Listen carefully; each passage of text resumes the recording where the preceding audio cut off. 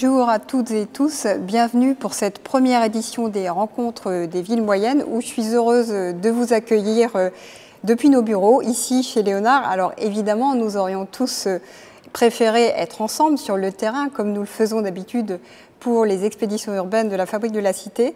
Mais alors que la coprésence est réduite à la portion congrue en ces temps de pandémie, alors que la mobilité aussi est strictement limitée, nous avons fort heureusement avec nous le numérique pour nous permettre de travailler et de débattre.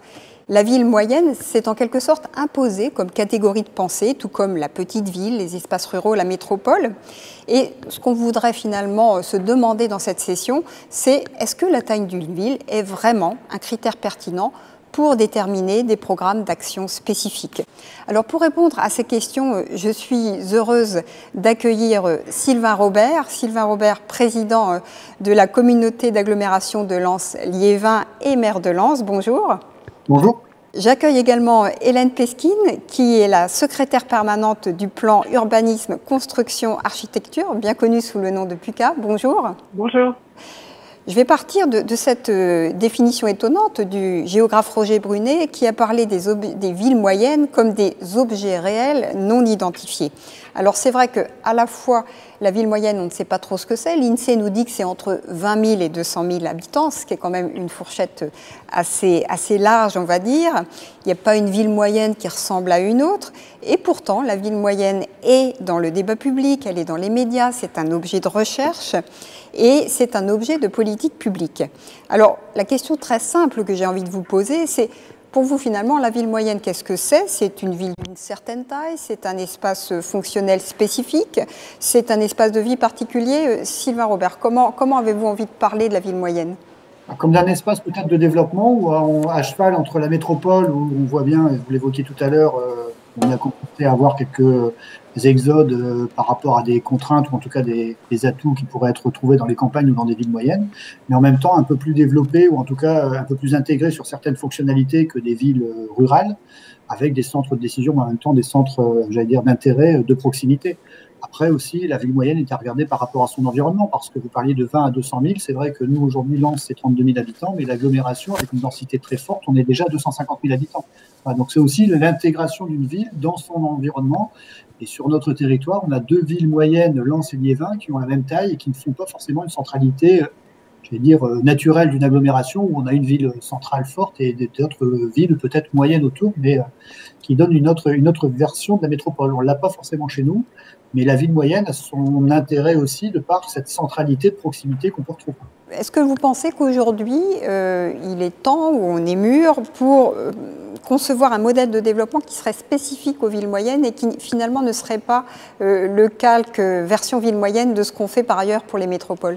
Alors, je crois qu'en fait, il existe déjà en partie ce que dit Monsieur le maire sur Lens, c'est tout à fait juste. On voit aussi à Angoulême, par exemple, comment le festival de la BD progressivement est devenu une marque et plus que ça, puisque ça a permis de créer un centre de formation, une attractivité spécifique liée à ce milieu de la bande dessinée. On a beaucoup de villes moyennes et petites, en fait, qui ne sont pas moyennes et petites sous un certain nombre d'angles de vue, et notamment sur ces questions culturelles, soit parce qu'elles abritent des festivals culturels importants, soit parce qu'elles ont d'autres statuts. Je pense à une petite ville que nous avons observée qui s'appelle l'Île-sur-la-Sorgue à côté de Nice, qui est le village monde de la brocante.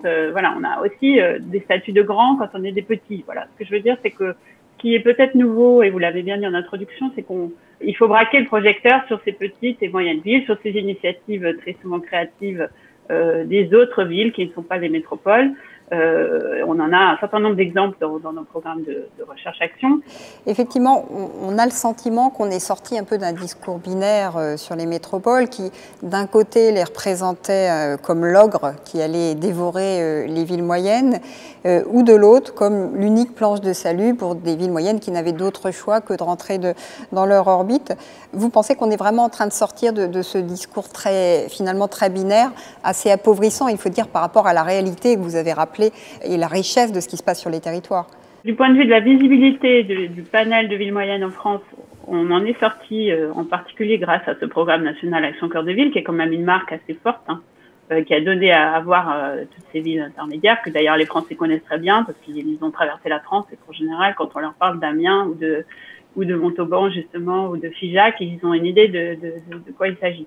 Sur les concrétisations chez nous, dans un premier temps, l'Action Cœur de Ville, c'est aussi mis en place sur une concertation large de la population, de tous les acteurs qui font le cœur de ville. Parce qu'on parle cœur de ville ça peut donner des raccourcis en parlant de commerce. C'est vrai qu'en même temps, en ce moment, on est sur une difficulté qui est lourde de façon, plus large, parce que ça avait commencé déjà avec ce que disait Mme Pesquine, les concurrents qui étaient plus forcément matériels, mais qui étaient immatériels, et comment les commerçants avaient vu cette évolution et pu s'adapter. Aujourd'hui, on est aussi sur une pratique de l'achat qui n'est plus forcément le même, et donc Cœur de Ville n'est pas que ça. L'enjeu pour nous, il était de partager avec l'ensemble des acteurs qui font le centre-ville, avec à la fois ce besoin de redonner aussi du flux. Comment on donne du flux en centre-ville. Donc, la présence d'habitants au-dessus des commerces peut être aussi un élément, parce qu'il y a quelques années, c'était le commerçant qui habitait au-dessus de sa propre boutique. Aujourd'hui, on n'est plus dans la même logique. Le commerçant loue peut-être le fonds de commerce et les murs, mais n'habite pas forcément sur place. Et donc, on est sur des locaux qui sont vides, qui de fait font peser la charge foncière sur le commerce, et sur certains secteurs sur Lens, on est sur des loyers qui au mètre carré sont plus chers que Vieux-Lille. Vous voyez, donc on est aussi sur des enjeux qui sont des enjeux lourds. Donc l'enjeu de remettre de l'habitant dans le cœur de ville pour participer demain peut-être à son développement économique, c'est toute une stratégie. On est éligible à la DPV, donc qui montre bien qu'on est dans les villes pauvres, mais malgré tout, on nous demande quand même d'investir, ce qui est normal.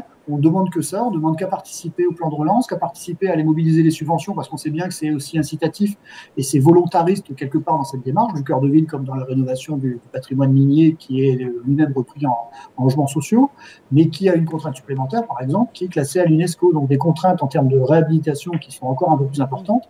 Et aujourd'hui, une rénovation de logements miniers, on est entre 80 et 120 000 euros le logement. Donc vous voyez ce que ça peut donner aussi comme conséquence sur un public qui du coup se retrouve avec des logements plus exigus parce que la rénovation doit se faire par l'intérieur par rapport aux contraintes UNESCO. Donc toutes ces contraintes-là viennent se cumuler, et nous, dans notre perspective et dans notre enjeu au niveau de la ville, c'est de changer cette image. C'était ce que j'expliquais tout à l'heure, mais en même temps, de regarder les contraintes du quotidien et de chercher des ressources qui nous permettent de faire vraiment état de l'article de la Constitution qui donne la libre administration des collectivités locales, ce qui, du moment, est un peu délicat dans le quotidien. Finalement, à travers cette injonction contradictoire que vous décrivez, Sylvain Robert, venant de l'État, à la fois faite et puis à la fois on vous coupe une ressource, est-ce que face à une équation insoluble, il ne faut pas changer certains termes? Et est-ce que d'une certaine manière, ce qu'on peut voir comme une contrainte et une nouvelle difficulté, à savoir la transition écologique, n'est pas au contraire, ou ne devrait pas, au contraire, être une nouvelle manière de regarder le problème? Dans un monde parfait, évidemment, on voudrait ça. On voudrait que tous les investisseurs, tous les promoteurs, tous les projets se développent en recyclage urbain sur des friches ou des zones à reconfigurer, y compris parfois à dédensifier. Je reviens sur ces 131 où finalement il y a parfois une densité très élevée de logements parce qu'ils sont parfois médiévaux. Enfin, en tout cas, ça peut être des cœurs urbains très très denses, lesquels il faudrait aussi apprendre à remembrer pour arriver à faire des opérations au contraire d'ouverture d'espaces verts et de dédensification. Donc on a vraiment un sujet de modèle économique en fait sur lequel on essaie de travailler dans le cadre d'un nouveau programme qu'on est en train de lancer sur des villes d'Action Cœur de Ville, a priori sur 5 territoires pilotes, quelques-uns en tout cas, qu'on suivrait pendant 3 à 5 ans pour évaluer à quel point il y a des blocages disons un peu systémique aux projets de recyclage urbain par rapport à des projets plus classiques finalement de périphérie où le foncier est moins cher et où l'opération elle-même est moins complexe. Alors Sylvain Robert, vous avez d'une certaine manière fait un appel du pied. Vous pensez que les villes moyennes doivent être sur la carte de la relance. Comment est-ce que ça pourrait se traduire pour la ville de Lens ? C'est déjà une avancée, on l'a vu avec les villes dans le cadre de la politique de la ville, notamment le milliard qui a été évoqué sur la redistribution sur certaines villes, parce que si on regarde l'agglomération, on a 56 000 personnes qui dépendent de quartiers en politique de la ville, c'est 40% du total du département. Vous voyez, donc uniquement sur une agglomération, c'est quand même déjà assez conséquent.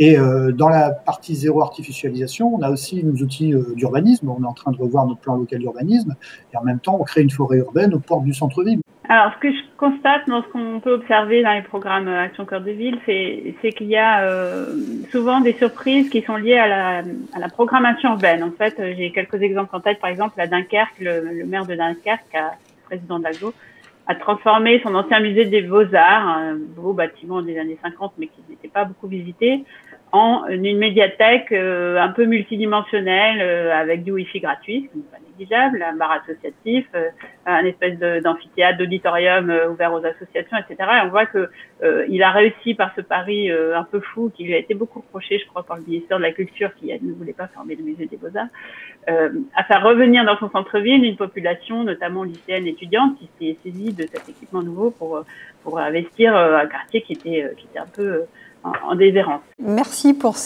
avoir partagé ces exemples récits et merci au-delà pour avoir non seulement dressé, je pense, un constat extrêmement clair, mais surtout esquissé des pistes d'action parce que c'est bien cela dont il va être question dans les mois à venir.